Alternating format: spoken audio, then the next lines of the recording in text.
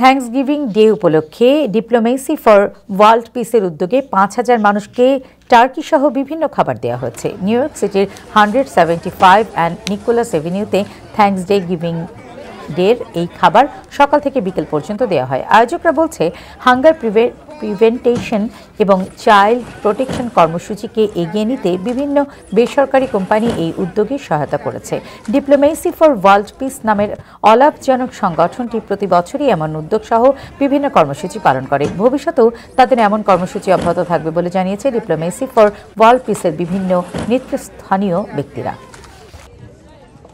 অর্গানাইজেশনের মূল লক্ষ্য হচ্ছে হাঙ্গার প্রিভেনশন। তো হাঙ্গার প্রিভেনশনের একটা অংশ হিসেবে যেহেতু এখন এখানে টার্কি থ্যাঙ্কসগিভিং উপলক্ষে সবাই টার্কি একজন একজনকে দেয়, অনুষ্ঠান করে। তো এটা একটা আমাদের বড় অনুষ্ঠান। আলহামদুলিল্লাহ ৫,০০০ টার্কি দিয়েছি, টোটাল ৬,০০০ ফ্যামিলির জন্য আমরা ফুড দিয়েছি, আরো ১,০০০ লোকের এক্সট্রা ফুড আমাদের কাছে ছিল। তো আমরা এটা কমপ্লিট করেছি। আমাদের আজকে এই টোটাল জিনিসটা সকাল থেকে আমরা সকাল ৭টায় শুরু করেছি, এইমাত্র আমাদের এটা ক্লোজিং এর পথে।